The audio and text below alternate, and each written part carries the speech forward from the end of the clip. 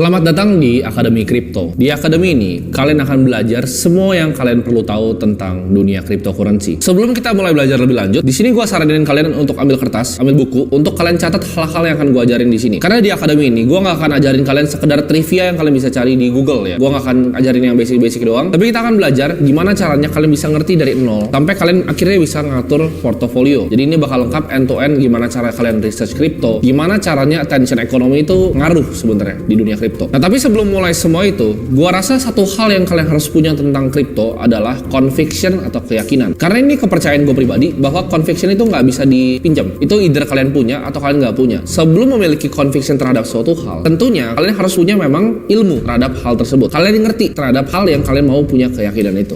Jadi kita akan mulai dari tesis besar kripto atau the big crypto thesis. Semua yang ada di sini itu berdasarkan pengalaman pribadi gue dan gue akan sharing semuanya ke kalian. Kita sebenarnya di adopsi kripto kita masih sangat awal ya. Mungkin semua orang ya, termasuk kalian dan gue pribadi itu berharap kita beli Bitcoin di harganya waktu itu masih $100 ya, atau $1000. Semua orang bisa berandai-andai. Tapi sebenarnya waktu terbaik untuk mulai itu sekarang, karena kita nggak bisa mulai kemarin. Dan masa depan itu kita tahu bahwa kripto adopsinya akan terus berkembang. Jadi kalau belum mulai, saat paling baik untuk mulai di dunia kripto adalah sekarang. Nah, kita tahu layaknya semua inovasi pastinya ada penerimaan dan penolakan. Ini kata-kata dari Thomas Kuhn, itu yang bikin buku The Scientific Revolution, di mana adopsi S-curve dari sebuah teknologi itu cepat dan unik. Jadi kayak misalnya penemuan roda ya, atau bahkan penemuan pesawat. Nah, kita lihat waktu itu sebelum tahun 1903, sebelum Wright bersaudara itu bikin pesawat, semua orang banyak yang bikin pesawat dengan metode yang aneh-aneh. Ada yang bikin coba kayak burung terus gagal, ada yang jatuh, banyak yang meninggal. Leonardo da Vinci pun pernah gambar seperti helikopter, seperti pesawat. Tapi kalau misalnya sebelum diciptakan 1903 pesawat, orang tuh dikira gila untuk yang mencoba untuk terbang, untuk mencoba bikin pesawat. Tapi seperti kita tahu ya, ini indahnya dari revolusi inovasi. Begitu 1903 pesawat dibikin, 1969 kita udah sampai di bulan. Jadi manusia tuh adopsi teknologi super cepat. Ini penemuan cryptocurrency menurut gue mirip seperti penemuan pesawat, penemuan roda, bahkan penemuan api. Menurut gue, waktu paling tepat untuk kita berinvestasi di sebuah inovasi itu di saat kayak gini.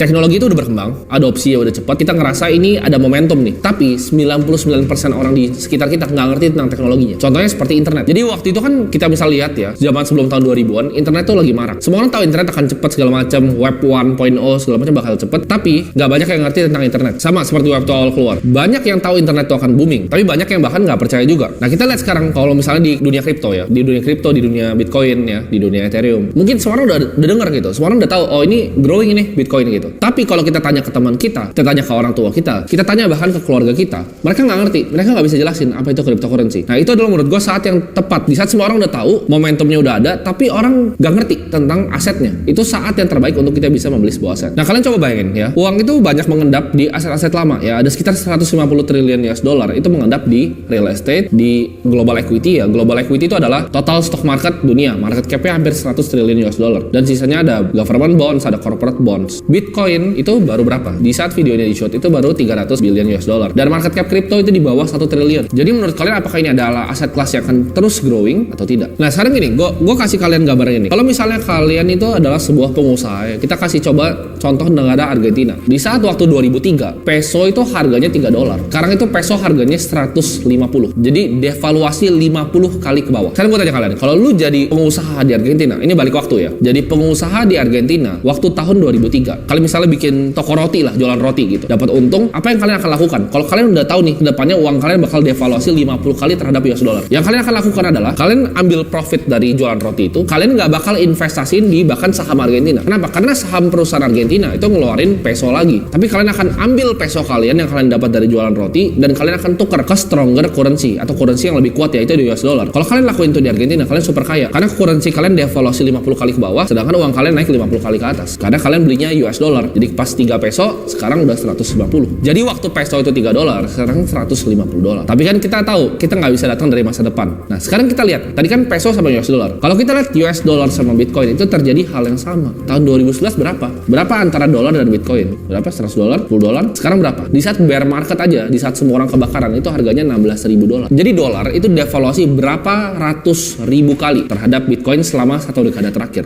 Dan ini adalah aset yang terbaik performanya selama 1 dekade dekade terakhir. Di sini gue percaya bahwa kripto itu akan merevolusi uang seperti internet merevolusi distribusi dari informasi. Kripto itu memisahkan antara pemerintahan dengan uang sama seperti zaman dulu ya, waktu dipisahkan antara pemerintahan dengan agama. Nah, kita tahu ya, di tahun 2009 itu ada yang terjadi global financial crisis di mana ada beberapa bankers yang greedy yang mengakibatkan semuanya itu runtuh karena subprime mortgage. Di situ tahun 2009 diciptakan oleh Satoshi Nakamoto, itu adalah pseudonymnya alias yaitu Bitcoin. Di situ ditulis di white papernya Bitcoin a peer-to-peer electronic cash system itu diciptakan. Ini diciptakan sama Satoshi dan dilepaskan ke dunia. Dan ini menjadi aset pertama tercepat dalam sejarah dunia ini untuk mencapai $1 triliun dalam valuasi. Awalnya ini kan banyak dicemooh ya sama praktisi di dunia finansial. Ini aset nggak jelas gitu kan. Tapi begitu dia reach $1 triliun valuasinya, ini mengambil mata banyak orang. Jadi kita lihat sampai bank New York Mellon itu keluarin custodial Bitcoin, Fidelity, dan bank-bank besar lainnya. Mungkin kalian yang udah belajar sedikit tentang Bitcoin, kalian masuk ke dalam rabbit hole belajar Bitcoin ini. Tapi pertanyaan paling pentingnya adalah kenapa Satoshi itu ciptain sih Bitcoin ini? Sebenarnya apa untungnya buat dia? Jawabannya sebenarnya ada di permulaan dari Bitcoin ini sendiri ya, yaitu sebuah cerita yang berbeda dari cerita yang lain. Semua ini dimulai dari sosok misterius bernama Satoshi Nakamoto. Nah, orang tuh kalau misalnya di film-film atau di karakter superhero suka origin story yang baik. Ini ada yang fiksi dan ada yang kombinasi dari keduanya. Sebenarnya menurut gua kemunculan pencipta Bitcoin ini itu unik banget ya. Kenapa? Karena dia munculnya ya misterius tapi di abad 21. Dimana kita tahu semuanya itu bisa direcord,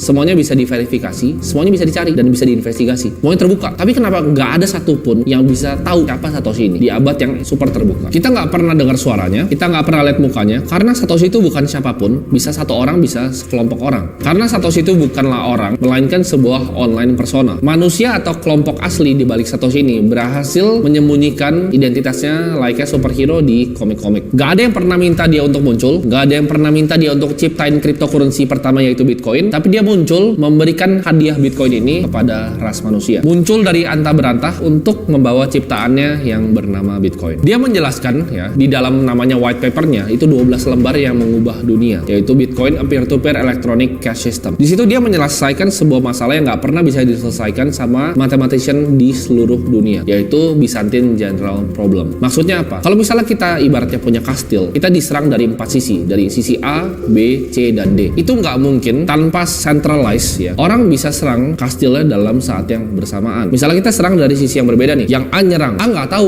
yang dibaliknya si C ini apakah si C ini ikut nyerang atau enggak. Bisa jadi si A nyerang, si C ini mundur. Misalnya nih, kalau diserang 4-4-nya, kastilnya roboh. Tapi problemnya si A nggak tahu si C ini bakal nyerang. Si A nggak tahu si B ini bakal nyerang atau enggak. Si A nggak tahu si D bakal nyerang. Dan C juga sama. C nggak tahu nih. Wah, gue ntar nyerang sendiri, 3-nya mundur. Atau gue nyerangnya cuma berdua sama A, 2-nya mundur. Tanpa satu komando yang tersentralisasi, hal itu nggak bisa terjadi. Dan ini adalah problem yang diselesaikan oleh Satoshi dalam white papernya Bitcoin. Walaupun secara teori sebenarnya ini nggak bisa diselesaikan, tapi dia berhasil menyelesaikannya. Dan ini adalah solusi esensial yang dibawa dari dunia cryptocurrency. Penemuan ini tuh sebenarnya sama kayak format uang yang baru ya. Ini tapi uang yang berbeda, nggak bisa disentuh, nggak bisa dikorupsi, tidak tunduk sama siapapun, tidak punya pemerintahan, menguasai tanpa dikuasai. Selama beberapa tahun, Satoshi ini maintain sistemnya ya. Jadi dia maintain sistemnya, dia engage sama community-nya, bahkan dia ikut pre-mine bareng-bareng. Jadi nggak ada pre-mine Bitcoin, bukan kayak Ethereum. Dimana Vitalik pertama bisa pre-mine. Bitcoin itu nggak ada pre-mine-nya. Jadi sampai sekarang tuh masih pre-mine karena sebelum semua koinnya itu di mining. Nanti akan selesai pada tahun 2100-an. Selama beberapa tahun dia tetap develop nih Bitcoin ini, tapi suatu ketika dia rasa ini udah dalam tangan yang baik, lalu dia menghilang dan nggak pernah didengar lagi namanya. Setelah hari dia menghilang, jejaknya pun juga tidak pernah bisa ditemukan. Nah, tapi pertanyaannya apa yang terjadi setelah sebuah penemuan itu ditinggalkan oleh penciptanya? Kita lihat sekarang Bitcoin itu nggak ada CEO ya, bukan sebuah perusahaan, bukan sebuah entitas, tapi nggak pernah bisa dimatikan. Udah dicoba sama berbagai macam negara untuk shutdown Bitcoin, India, Cina, nggak ada yang berhasil. Ini bagaikan ibaratnya kebakaran hutan ya, tapi di cyberspace. Jadi udah menyebar dan ini apinya udah nggak bisa dipadamkan. Tanpa pemimpin, tanpa karyawan, tanpa developer, dia bisa jalan sendiri. Fundamental dari sistemnya itu nggak pernah bisa diganti selama 1 dekade terakhir. Ciptaan yang bisa berjalan sendiri tanpa ada orang yang bisa shutdown atau pemerintahan manapun. Desainnya sendiri cukup unik di mana dia bisa self-sustaining atau running selama ribuan sampai bahkan nggak tahu berapa tahun pun Bitcoin akan still stay. Karena rules dari operasinya sendiri itu berdasarkan aturan dari batasan fisika dan juga matematika. Intrinsic value-nya itu berdasarkan energi yang digunakan untuk menciptakan satu koin. Tapi dengan justru kepergiannya Satoshi, beliau itu meninggalkan suatu harta yang amat besar, yaitu 1 juta koin yang waktu itu beliau mining bareng-bareng sama adopter awal dari Bitcoin. Nah, tapi pertanyaannya mungkin banyak yang bingung. Dia kan bikin ciptaan yang suatu hebat ini kan. Itu mencapai $1 triliun dalam valuasi. Kita lihat ilmuwan atau penemu lainnya, kayak Thomas Alva Edison. Itu jadi sangat kaya jualan lampu. Tapi Satoshi ini nggak mau terkenal, nggak mau uang, nggak mau kekuasaan, padahal dia bisa ngambil semuanya. Dan kita lihat penemuannya sangat fenomenal sampai negara-negara contohnya yang gagal ya, seperti Venezuela, Zimbabwe, Turki, ya bentar lagi liranya itu udah mau jatuh. Itu banyak yang mengadopsi justru Bitcoin menjadi legal tendernya mereka. Awalnya bahkan bank-bank besar seperti Fidelity itu mengolok-olok Bitcoin, tapi sekarang mereka juga ikut menawarkan Bitcoin kepada klien institusi mereka. Perusahaan besar seperti Facebook ya, Meta mencoba untuk menggantinya bikin koin sendiri, tapi kita tahu itu semua nggak ada yang berhasil. Di era modern ini sebenarnya perusahaan seperti Google, Facebook, TikTok itu monetize attention kita. Mereka memanfaatkan attention kita karena attention kita adalah resource yang sangat scarce. Dengan mulanya revolusi kripto ini bisa mematahkan kepercayaan kita sendiri ya. Jadi apakah kita harus jaga nih privacy kita? Apakah kita harus punya hak atau kebebasan akan data-data kita sendiri? Apakah gue bisa dikontrol sama pemerintahan atau dikontrol sama perusahaan? Dan apakah ada hal lain yang gue value sebenarnya sebagai manusia yang selain uang, selain kekuasaan, dan selain ketenaran layaknya Satoshi? Kita dulu percaya bahwa uang itu harus dikontrol sama central bank ya, central bank atau pemerintahan. Misalnya US itu sama The Fed, Indonesia sama Bank Indonesia. Tapi format ini udah dipatahkan oleh Satoshi, di mana dia menciptakan suatu format uang ya yang bisa bernafas, bisa hidup tanpa kontrol dari suatu entitas. Satoshi itu memberikan Bitcoin ke Indonesia, meninggalkan 1 juta dari Bitcoinnya. Itu sebagai apa? Menurut gue ini adalah sebagai mercusuar ya, sebagai monumen abadi terhadap umat manusia untuk menunjukkan sesuatu yang tidak pernah bisa dicapai sebelumnya itu bisa dicapai. Adanya kripto ini menjadi harapan besar untuk mereka yang ingin lebih tahu banyak dan ingin belajar. Dan perjalanan belajar kripto kalian itu mulai dari sini.